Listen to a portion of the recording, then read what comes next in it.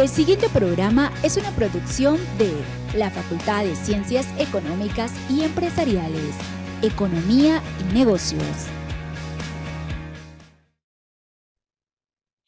Le damos una cordial bienvenida al programa de Economía y Negocios, donde el propósito de este programa es abordar temas relacionados con la economía, con la sociedad y su funcionamiento.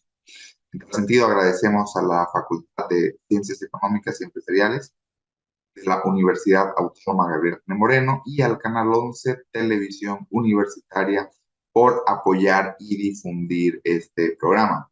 En nuestra sesión del día de hoy tenemos una entrevista especial. Vamos a estar hablando de lo que es la economía, el emprendimiento y las finanzas personales. Para tal sentido, los invitamos a que nos puedan acompañar y vamos a comenzar con el momento económico. ¿Cuál es el propósito de esta sección? Básicamente es dar a conocer una noticia que ha transcurrido durante la semana y por el cual realizamos un pequeño análisis.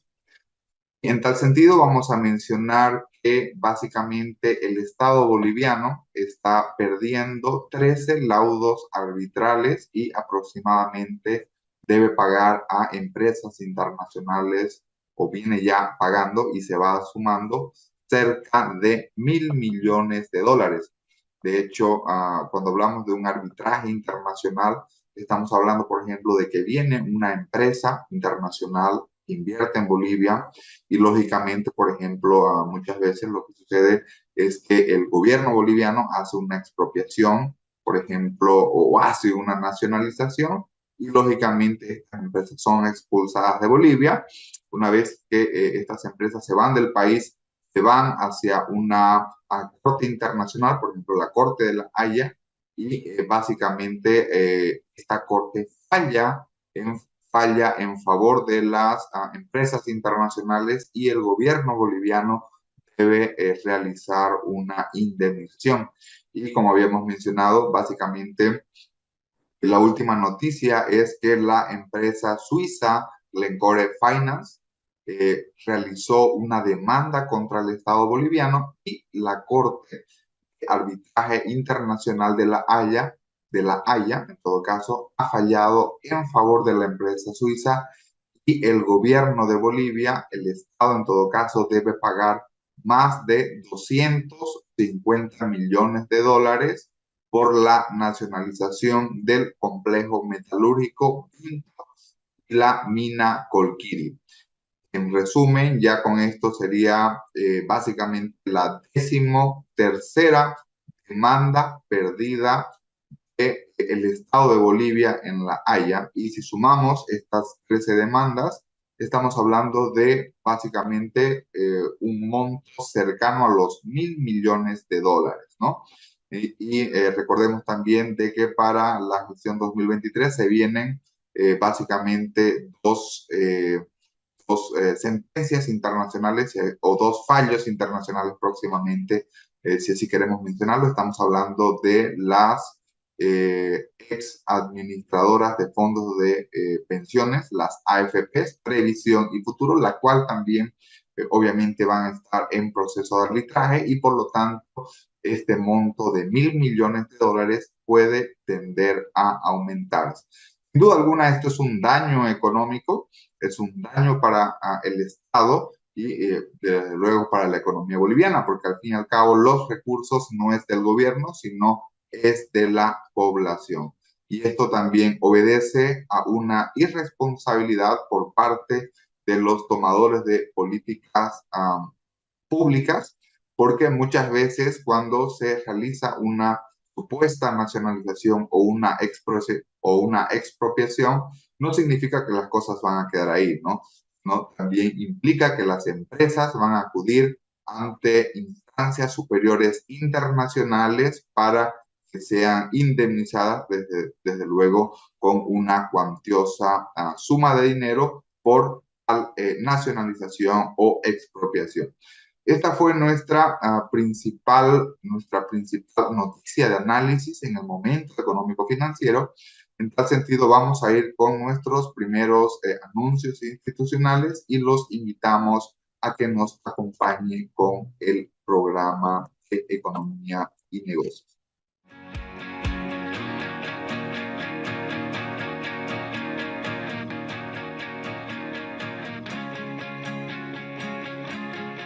Como habíamos mencionado previamente, hoy tenemos una entrevista especial. Vamos a estar hablando sobre lo que es la economía, emprendimiento y las finanzas personales. Para ello tenemos un invitado especial. Estamos con Juan Pablo Suárez, a quien antes que nada le agradecemos por brindarnos su tiempo y su perspectiva. ¿Cómo estás, Juan Pablo? Alejandro, muchas gracias por la invitación y no, agradezco por el tiempo brindado. Es bueno siempre hablar de estos temas bueno, la tarea de dar conocimiento a la población es muy buena y también te felicito por la iniciativa. Muchísimas gracias, Juan Pablo. Antes de dar inicio a nuestra conversación que tenemos para el día de hoy, queremos presentar brevemente a nuestro invitado especial, quien tiene una maestría en Dirección Estratégica por la Universidad de Cádiz, España. Es ingeniero económico por la Universidad Privada de Santa Cruz, UPSA. Es empresario, es docente universitario, ha sido ha sido presidente, en todo caso, del Colegio de Economistas de Santa Cruz. De igual manera fue director del Instituto Cruceño de Estadística, fue director de la Federación Iberoamericana de Jóvenes Empresarios, secretario general del Colegio Nacional de Economistas y, bueno, ha recibido bastantes premiaciones y de igual manera ha sido disertante en la Universidad Tecnológica de Chengdu en China y disertante también en otras universidades como es en El Salvador y en el Paraguay. Bien, antes de comenzar nuestra entrevista principal, siempre es importante analizar el contexto. En tal sentido, cómo nuestra temática está relacionada con lo que es la economía, el emprendimiento y las finanzas personales, queremos preguntarle cuáles son las oportunidades y las dificultades que existen en el contexto de nuestro país para poder realizar, por ejemplo, un emprendimiento de negocio. Bueno, a ver, las dificultades vienen principalmente del lado del cual no esperaríamos que vengan, vienen principalmente del lado estatal. Si ustedes miran, y está abierto, es muy fácil encontrarlo, ustedes miran el índice Doing Business, que es un índice que elabora el Banco Mundial y tiene varios subíndices. Este índice mide la facilidad de hacer negocios en un país, ¿no? Bolivia está generalmente, porque varía, pero está siempre cerca al puesto 170 entre 192 países.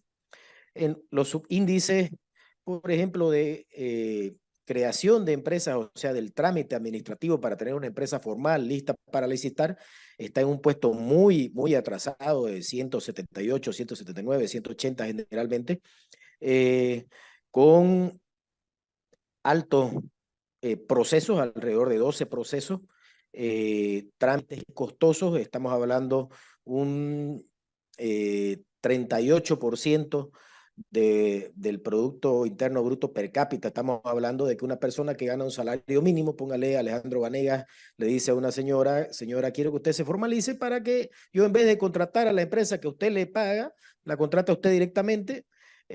Como emprendedora, esta persona no va a tener nunca la capacidad de poder formalizarse y poder trabajar, digamos, de una manera formal por la infinidad de documentos que se tienen que tramitar, los días y obviamente el costo. Estamos hablando de un costo del 37% de un Producto Interno Bruto per cápita. Estamos hablando de cerca de $1.500 o un poco más. Es imposible, digamos, que una persona que tiene el salario mínimo pueda formalizarse, ¿no? Entonces, bueno, y si nos vamos al lado impositivo, estamos de 186 entre 192 países, peor que países de África subsahariana, que países en guerra civil como Siria. Entonces, obviamente, también hay una gran dificultad ahí para los emprendedores. Por otro lado, si hay alguna ventaja en estar en países en vías de desarrollo, es que faltan muchas cosas.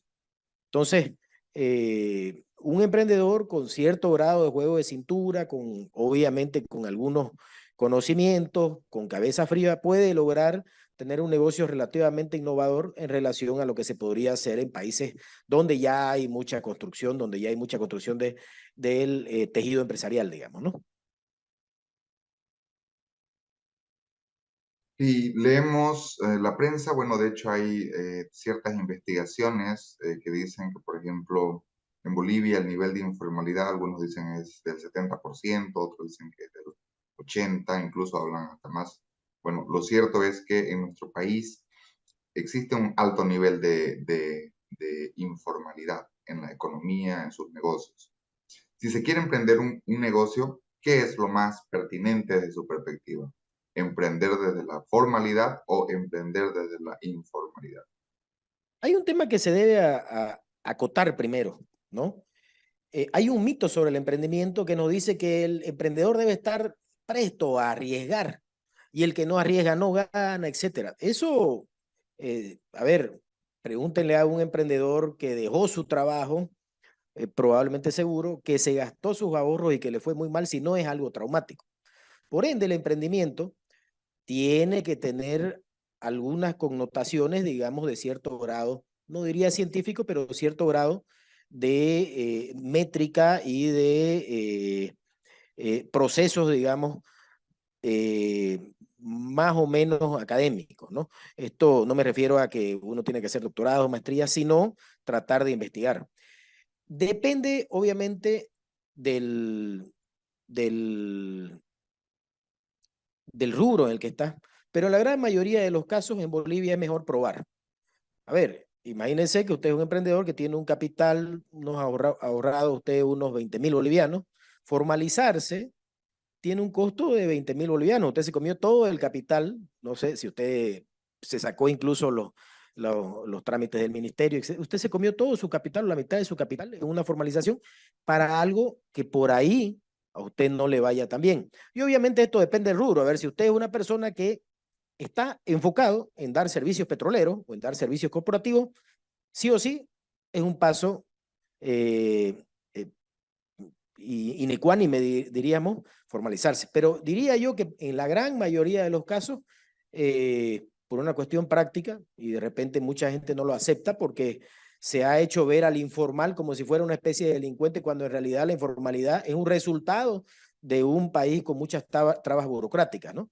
Pero diría yo, yéndose a un ámbito muy genérico, que en la mayoría de los casos lo mejor es probar de a poco, y si funcionan las cosas y si amerita ir formalizándose. Mencionabas, Alejandro, que hay varios estudios de la informalidad. Yo te diría que incluso hay niveles de informalidad, ¿no? Tenés empresas que en algunas cuestiones son formales, en otras no tanto, o tenés algunas documentaciones y otras no, y encima cuando ya te formalizás, llegás a fin de año, se te vencieron 2, 3 documentos y ya otra vez volvés a ser semi-informal, ¿no? Entonces, el tema de la informalidad o el empezar no debería darle, digamos, al emprendedor un complejo.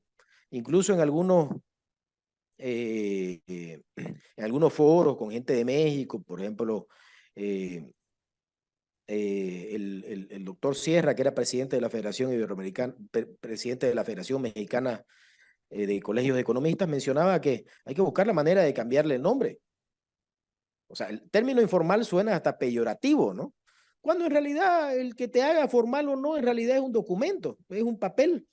Que algún burócrata dijo, bueno, ya sos formal. Este documento, por ejemplo, en Nueva Zelanda tiene costo cero y tarda medio día. Entonces, prácticamente el formal neozelandés ha tenido menos trabajo que un informal boliviano, ¿no?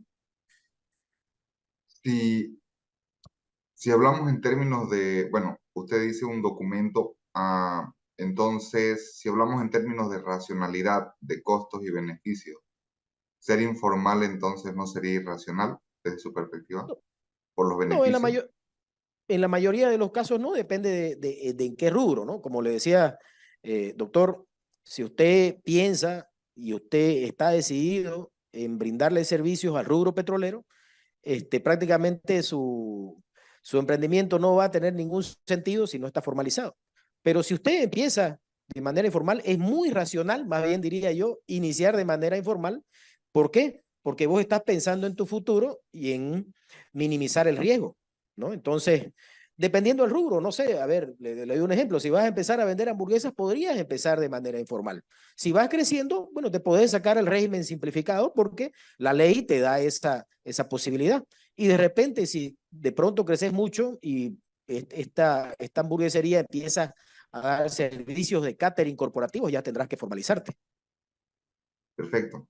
Entrando ya en materia de lo que es nuestra entrevista principal, cuando un emprendedor, valga la redundancia, quiere, digamos, emprender un negocio, valga la redundancia, ¿cuáles son los aspectos básicos que debe saber de economía, especialmente para aquellas personas, ¿no?, que no están familiarizadas, que son no economistas, que es obviamente la mayoría? Son muchos, ¿no? Y vos como docente, Alejandro, lo debes ver. Yo, a ver, uno, hay que entender por lo menos de manera plausible el sistema de precios, ¿no? Es muy difícil ser emprendedor sin entender cómo funciona el sistema de precios, lo que es la oferta, la demanda, que dicho sea de paso, y me pareció muy raro, yo estudié en Estados Unidos colegio y en cuarto medio ya llevábamos oferta y demanda y fue una de las cosas por las que decidí estudiar economía, ¿no? Otro tema, muchas veces, el tema básico de cálculo financiero, por ejemplo, los costos, el costo de oportunidad. Hay conceptos muy básicos que en general, digamos, son los conceptos que llevamos nosotros en primer semestre, ¿no? Que debe entender un emprendedor. Yo te doy un ejemplo, Alejandro. Bueno, y lo debes haber visto.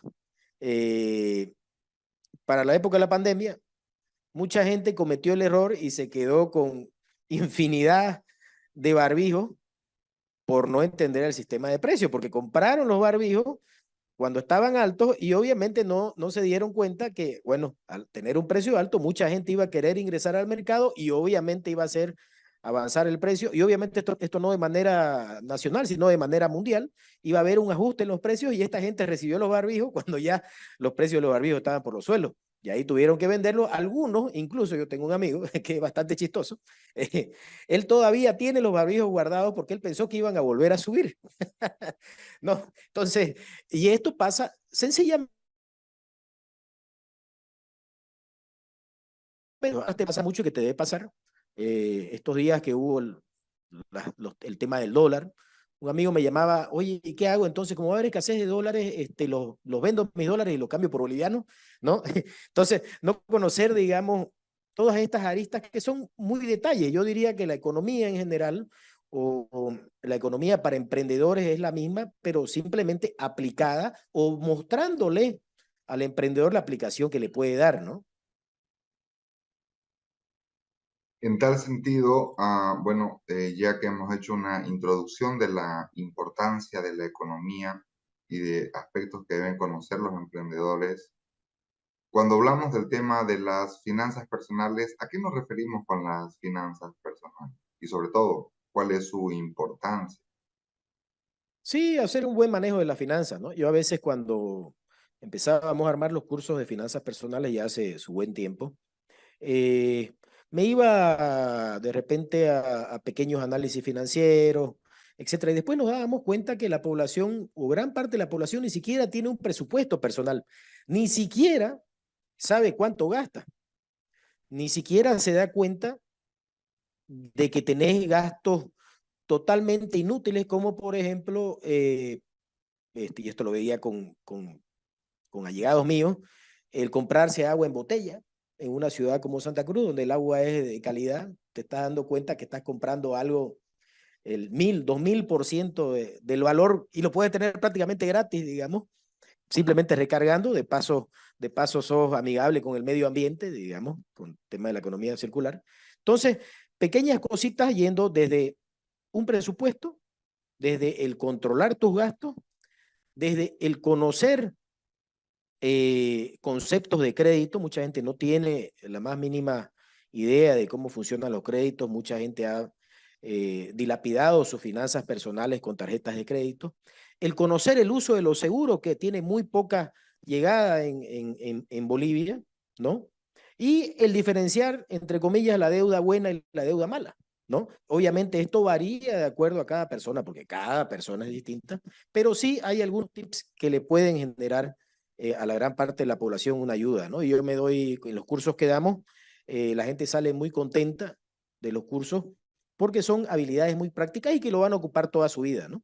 Obviamente los resultados dependerán mucho también de la aplicación en el largo plazo, no va a cambiar, digamos, en un día.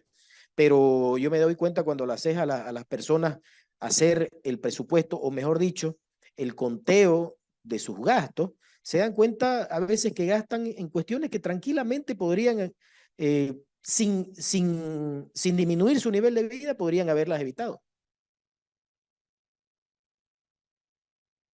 Ya profundizando, bueno, estos elementos que nos menciona, el control de los gastos, la deuda, ¿cómo deben tomar decisiones las personas, por ejemplo, cuando sus ingresos son fijos? ¿Es la misma forma de tomar las decisiones que cuando son variables? Por ejemplo, ¿no? Yo gano, no sé, gano 1.000 bolivianos al mes y todos los meses voy a ganar 1.000 bolivianos. Sin embargo, puede ser de que no tenga esos ingresos fijos, un mes gane 200, otro mes 300, otro mes 1.200. Entonces, ahí obviamente, ¿cómo las personas pueden enfrentar esos problemas a la hora de Claro, decidir su gasto? siempre lo hablamos en los cursos de finanzas que estamos llevando, finanzas para emprendedores o finanzas personales, y hay algo seguro de esos 1.000, Alejandro, que en algún momento no lo vas a tener. Entonces, una de las grandes temáticas que hablamos con las personas que tienen ingresos fijos y las que tienen ingresos variables es que no dependas de un solo ingreso. Regla básica, ¿no? Hay mucha gente que a veces está cómoda, tenés un buen sueldo. Entonces, si vos tenés un buen sueldo y apretándote un poquito, podés invertir de cierta manera en una ciudad en expansión, por ejemplo, en el rubro inmobiliario como Santa Cruz, o no sé, hay muchas opciones. O sea, lo bueno de estos cursos es que cada persona va buscando su horizonte. No se le dice hay que hacer esto, pero sí se le da un tips. No dependas de una sola fuente de ingresos. Peor aún si sos un emprendedor que tiene ingresos variables. A ver, en mi caso, yo el primer sueldo que tuve fue cuando entré a la gobernación de director del Instituto Cruceño de Estadística hace algún tiempo. Y antes siempre mi vida ha estado, digamos, ligada a ingresos variables. Entonces, más aún una persona que tiene ingresos variables es la que tiene que tener varios. Entonces, tengo docencia, tengo la empresa constructora o de mantenimiento, tengo otros negocios por ahí, aparece una representación. Entonces, si uno o dos van mal, tenés otros dos que vayan bien. O sea, creo que la regla máxima en ese sentido es no depender de una sola fuente de ingresos, incluso si tenés un salario fijo, ¿no? Incluso bueno, el ejemplo y la explicación que nos está dando lo podemos relacionar con el gobierno, ¿cierto? ¿Qué es lo que ha pasado en Bolivia? Había una alta Claro, dependencia del gas natural, los gastos estaban elevados, ahora esos ingresos eran variables, eran temporales, de hecho. Entonces, caen los ingresos, pero los gastos siguen ahí. Y eso claro, no es exactamente lo mismo. Y depender de eso un ingreso. aplica para una persona, aplica para un país. O sea, tenías hidrocarburos, encima si nos pusiéramos a analizar, lo fregaron el negocio. Bueno, ya, digamos, una persona que recibió una herencia, pero, o una empresa, digamos, la recibió, y la deshizo, ¿no? Pero aplica también para un país. No, en el momento de las vacas gordas, busca, digamos, la forma de tener otras fuentes de ingresos, pues, ¿no? La diversificación. Usted nos Exacto. hablaba hace un momento de lo que es la deuda buena, lo que es la deuda mala. ¿A qué se refiere con deuda? Por ejemplo, ¿cómo podríamos explicar o ejemplificar la deuda buena y la deuda mala? Cayera, como siempre, en los cursos que hacemos cada persona la encuentra, pero sí hay algunos tips, ¿no? A ver, ¿qué es lo que hace? Estamos hablando el otro día un señor que tiene un taller, y el señor que tiene un taller decidió comprarse, digamos, un vehículo bastante lujoso. Y bueno, porque él decía, pucha, yo soy apasionado de los autos, y toda la capacidad de crédito se la comió en el auto bastante bonito, que no voy a decir la marca para no hacerle publicidad. La verdad que hermoso, nos lo mostró todavía, pero alguien le mencionó en el curso, ¿y por qué usted no se gastó o ese crédito lo sacaba porque le va bien al señor, por ejemplo, en ampliar su taller, en comprarse más maquinaria, en comprarse el lote de al lado porque él decía que ya no abastecía, ¿no? Entonces, ahí está la diferencia, la deuda buena y la deuda mala. Si él hubiera ampliado su taller, probablemente sus flujos de ingresos hubieran sido mayores y podría comprarse igual, un poquito después, el auto que quería, ¿no? Entonces, a eso nos referimos, incluso las tarjetas de crédito. Yo a veces doy el ejemplo mío, porque obviamente es el que conozco. Yo tengo una tarjeta de crédito, todos sabemos que las tarjetas de crédito tienen intereses altos, pero yo la ocupo, en mi caso, para comprar los materiales de los servicios que doy como empresa de mantenimiento. Nosotros damos servicios corporativos y las empresas no dan adelanto. Pero el hecho de que yo pague un interés alto, a mí me genera que las empresas contraten, porque las empresas no pueden contratar un albañil, digamos, que le pide adelanto, que le pide para los materiales, etc.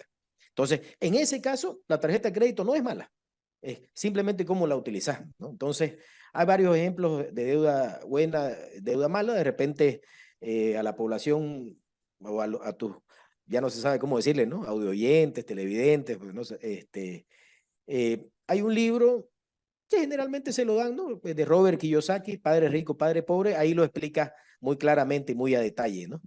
Por ejemplo, sacar un crédito para hacer un cumpleaños. No, pues esa netamente al consumo, ¿no? Por ejemplo, a ver, si sos una persona que trabajas de Uber y ese es tu trabajo, no lo haces extra, sacar un crédito para comprar un auto nuevo es una deuda buena, porque la vas a pagar con tu propio trabajo y es tu herramienta de trabajo, porque de repente tenés un auto cacharrito que ya más es lo que te da problemas, te deja parado 5 días y más te está generando, digamos, gastos, ¿no? ¿Existe alguna receta o alguna recomendación mínima, por ejemplo, de si gano 1.000 bolivianos al mes, de esos 1.000 bolivianos, en cuánto puedo endeudarme, cuánto puedo gastar, cuánto puedo ahorrar? ¿Existiría alguna receta por ahí? En general hay un tip que está muy cercano, digamos, a lo que dicen. La deuda no debería superar el 30%, digamos, de tus ingresos. Ya más de eso es mucho, pero es muy variable. A ver, si vos sos de repente soltero y, y encontrás un negocio, también depende de la versión a riesgo de cada persona y también de las posibilidades de negocio de cada persona. Pero digamos, ese es un estándar, ¿no? O sea, si ya más del 30 te lo comes en pagar cuotas mensuales, más del 30%, ya digamos, hay una alarma. Obviamente, si sos soltero, no es lo mismo si sos casado, si tenés hijos, etcétera. Hay muchas diferenciales. También no es lo mismo ganar $10,000 y comerte el 30% de tu sueldo que ganar $1,000 y comerte el 30% también. Pero sí, es más o menos una referencia general, ¿no? Y en esa referencia de ingreso, endeudamiento, no destinar más de un 30% a un pago de deuda, por ejemplo. Eso está relacionado también, ¿no? Es el parámetro más o menos 25-30% que los bancos evalúan, ¿no? Una persona por su capacidad de pago cuando quiere sacar un crédito también, ¿no? Sí, y eso está claro, digamos, que los bancos lo utilizan incluso mundialmente en muchos casos. ¿Por qué? Hay, que lo habrás visto también, pues son muy académico, el tema de la economía de comportamiento. Uno de los problemas o uno de los primeros conceptos que se llevan en estos cursos de economía del comportamiento es que la gente tiende a ser a veces, que no está mal de repente, porque es ser humano, pero tiende a ser muy optimista con el futuro. O sea, se olvidan de que, pucha, puedo perder mi trabajo, si soy Uber, puedo ir a chocarme y por más que tenga seguro, voy a estar un mes sin trabajar, puede venirme una enfermedad. A veces hay, digamos, un exceso de optimismo, que ojalá tu optimismo se te cumpla. Pero muchos, digamos, de los grandes problemas financieros se dan por esto. Y eso también muestra el bajo, digamos, uso de seguros que hay en nuestro país, pues, ¿no? Perfecto. Y en el tema del ahorro, nos queda clarísimo esta relación de cuánto destinar para pago de deuda de nuestro ingreso. Y en el tema del ahorro, El tema del mínimamente, ahorro, en general, entre 10 y 20, ¿no? entre 10, Mínimamente, ¿no? mínimamente. Obviamente, si podemos ahorrar el 50% mejor, No, pues si pero podemos el 90 mejor, mínimamente. ¿no? Pero mínimamente estamos hablando en ese Perfecto. rango. ¿Y qué sucede en temas de emprendimientos, en temas de inversión?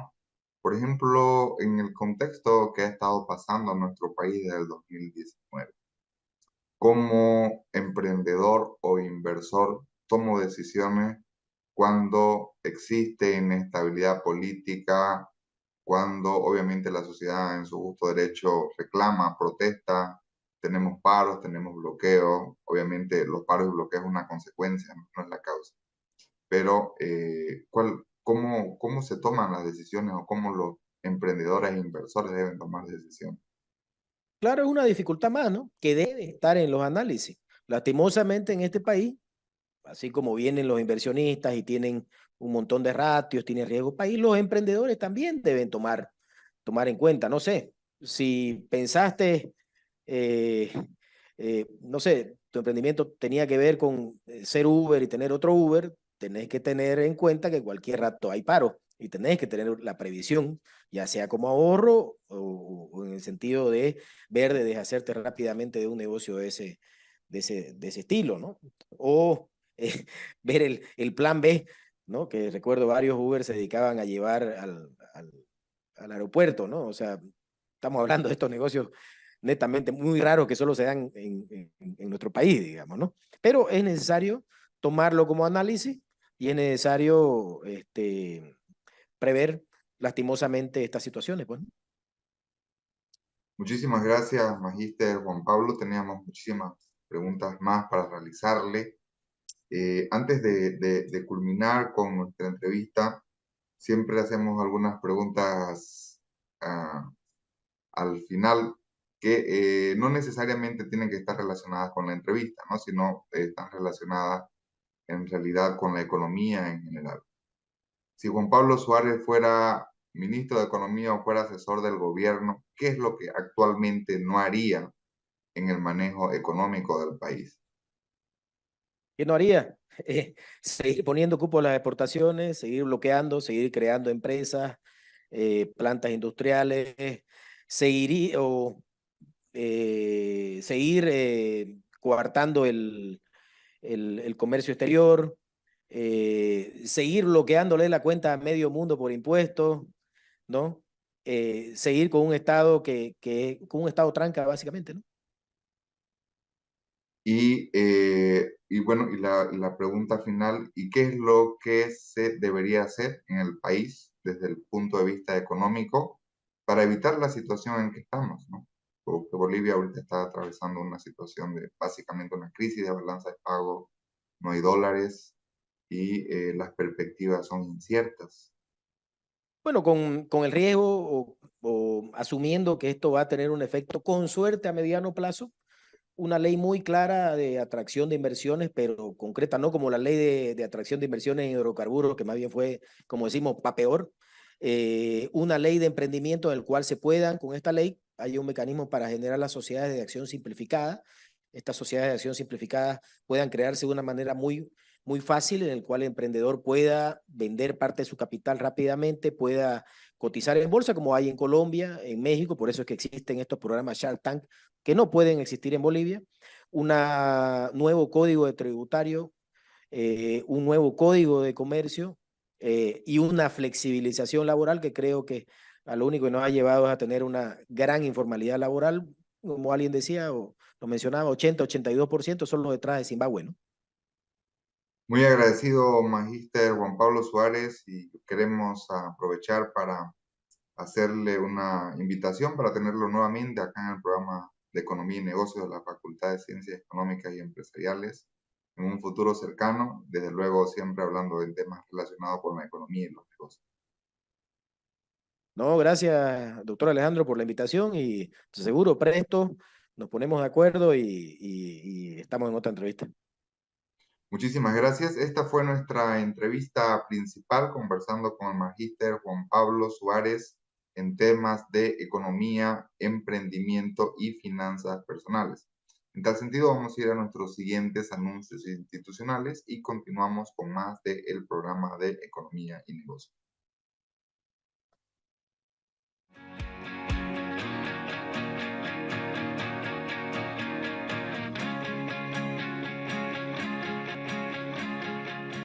En nuestro programa del día de hoy estuvimos conversando sobre la relación entre economía, emprendimiento y finanzas personales. Si analizamos el contexto, básicamente en Bolivia existe un marco regulatorio que desincentiva al emprendimiento y la innovación. Existe un informe del Banco Mundial en el cual señala que básicamente aperturar un negocio en Bolivia está en condiciones desventajosas en comparación con otros países. ¿Por qué? Básicamente porque el nivel de burocracia, el nivel de trámites es más elevado.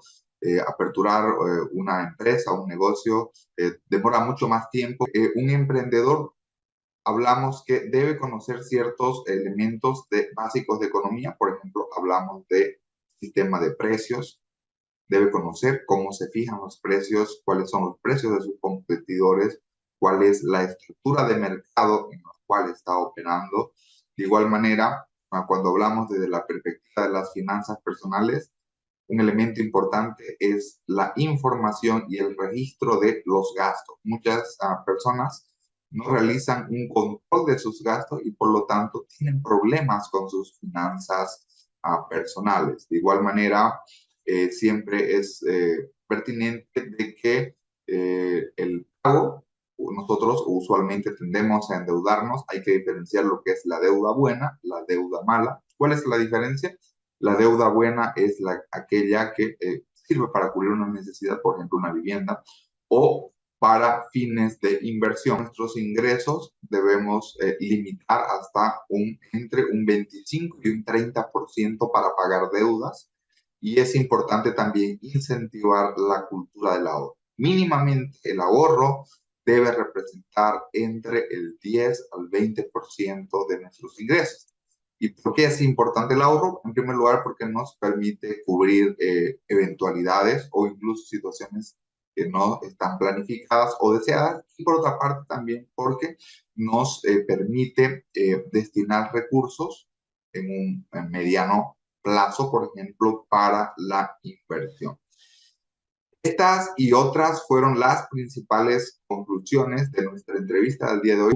En tal sentido, los invitamos a que nos pueda acompañar en el programa de Economía y Negocios. Recuerden ustedes, los días sábados a las 8 de la noche y el reprise de día domingo en el mismo horario por Canal 11 Televisión Universitaria. Muchísimas gracias.